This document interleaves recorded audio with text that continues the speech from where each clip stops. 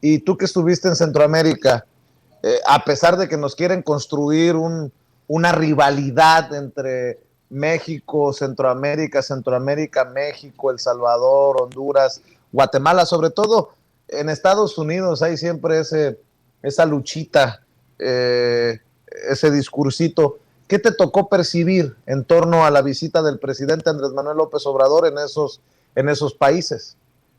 En el caso de Guatemala, hay mucho desconocimiento, muchísimo, eso es brutal. Hay un desconocimiento sobre la propia visita de López Obrador y hay un desconocimiento de los programas sociales, ¿no? Y es un desconocimiento generalizado porque la gente nos dice, vaya, entrevistamos a personas en Guatemala y nos decían, es que aquí no se sabe nada, ¿no? Todavía está todo muy cerrado.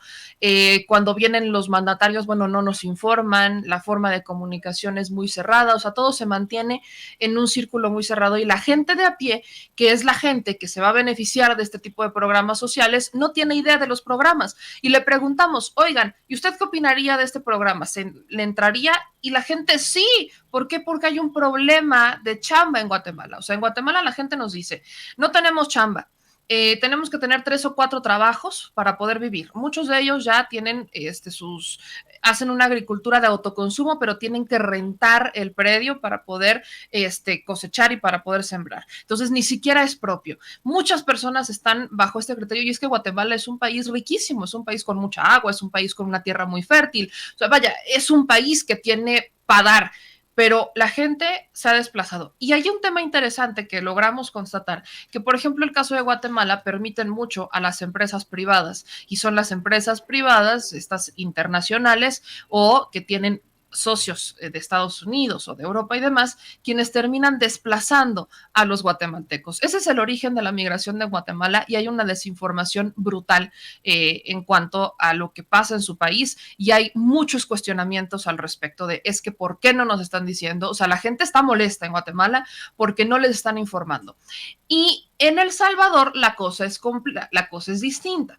Para empezar, en El Salvador hay una gran aprobación a Nayib Bukele. Yo se lo preguntaba a la gente, con todo y el estado de excepción, que ha sido muy polémico, hay un respaldo hacia el presidente de El Salvador y ahí sí tenían un conocimiento del presidente López Obrador, ahí sí, y decían qué bueno que viene, que van a tener tratos, que qué bueno que vamos a poder tener mejor coordinación con México, o sea, la gente lo celebra, pero esa creo que es una diferencia brutal. Y en el caso de Honduras, la situación ahí también cambia porque están en un cambio de gobierno en donde tienen a un presidente, o más bien un expresidente, que ya está en Estados Unidos acusado de utilizar dinero del narcotráfico para financiar campañas, algo similar a lo que hacía Genaro García Luna y Felipe Calderón. Entonces ahí la gente está todavía con este cambio, no viene con este cambio y también hay mucha voluntad social del queremos conocer, queremos saber. La gente está necesitada, sobre todo en Honduras, que es donde nacen las caravanas migrantes.